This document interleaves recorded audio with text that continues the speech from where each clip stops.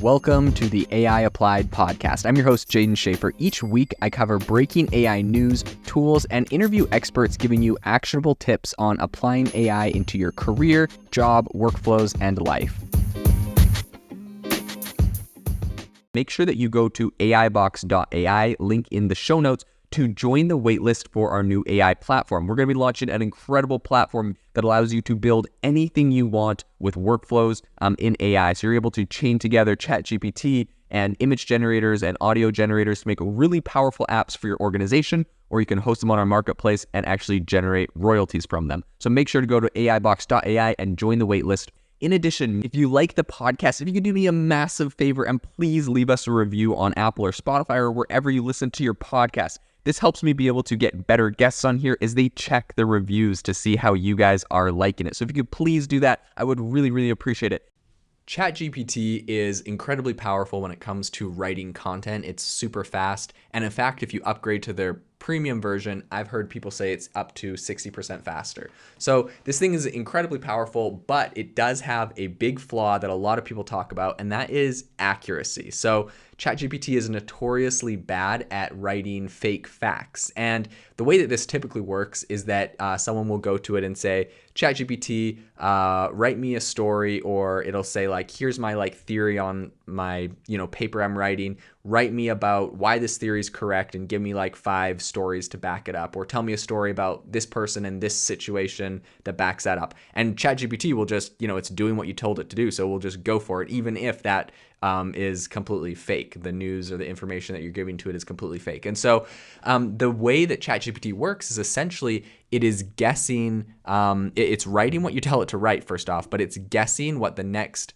word in a sentence or the next phrase is supposed to be based off of just context and what it's been trained on. And so, yeah, it's just notoriously bad at coming up with fake information. So today on the podcast, we are going to dive into why it does that, how to fix that, some of the implications of ChatGPT generating fake information, and everything you need to know about that. So one of the main reasons that it generates this kind of info is because it just fundamentally, it lacks the ability to discern truth from fiction. So it's not trained on factual information necessarily. It's more just trained on how to create content, how to talk, how to say things. It's a language learning model. So if you tell it to say something, it will usually repeat that.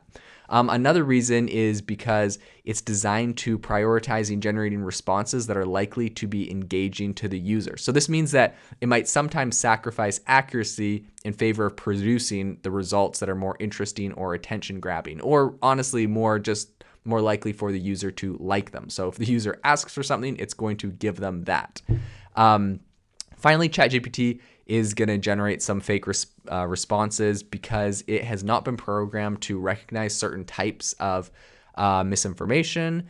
So for example, if you ask ChatGPT for information about something fake, it's going to generate a response that appears to support your theory, even if that theory has completely been debunked by experts, blah, blah, blah. And another problem I would say with it is that it's not attached to the internet, so it's been shut off from current information. And so another problem is whether you're talking about medical things or facts, science, etc. If there's a new theory or a new discovery that has come out in recent years, ChatGPT doesn't have the access to find that and get updated information. It just knows whatever information it was trained on that it was originally plugged into. So obviously, that is pretty problematic. So I'd say it's pretty important just to acknowledge the limitations of ChatGPT. It's not a perfect tool, and it's not going to generate 100% accurate information all the time.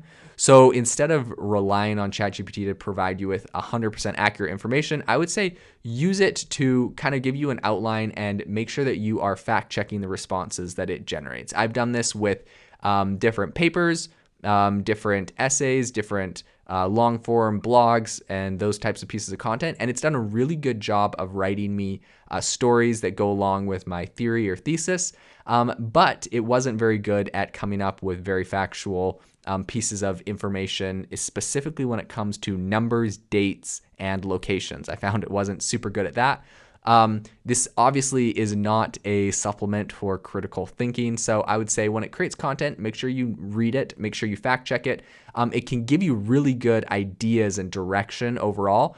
But for me in particular, I've had it create content, and then I go back and make sure that all the dates, all the times, and even the story is factual. And it saves me tons of time creating my content, but I do need to go make sure that all the particulars are like actually true. So as we go forward, I think it's going to be pretty important to continue to invest in research and development, specifically aimed at improving the accuracy of these language learning models like ChatGPT.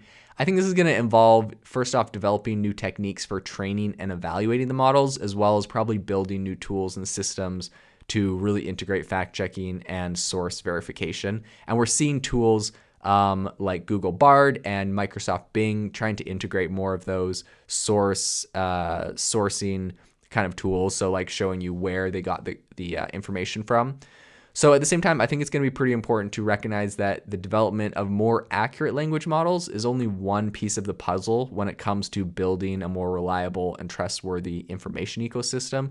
I think we also need to invest in media literacy education. And I guess that's a fancy way of saying we really just need to invest in making sure people understand to be critical and to use critical thinking when they're receiving any bit of information, whether that's from ChatGPT or anywhere else. Make sure you fact check things, make sure you verify things, make sure you're getting it from credible sources and whatnot. So to conclude everything here, ChatGPT is very powerful. It creates great outlines. It's not perfectly factually accurate on everything it says, but with some fact checking and some verifying, you can get some pretty incredible content out of it. If you are looking for an innovative and creative community of people using ChatGPT, you need to join our ChatGPT creators community. I'll drop a link in the description to this podcast. We'd love to see you there, where we share tips and tricks of what is working in ChatGPT. It's a lot easier than a podcast, as you can see screenshots, you can share and comment on things that are currently working. So if this sounds interesting to you, check out the link in the comment. We'd love to have you in the community.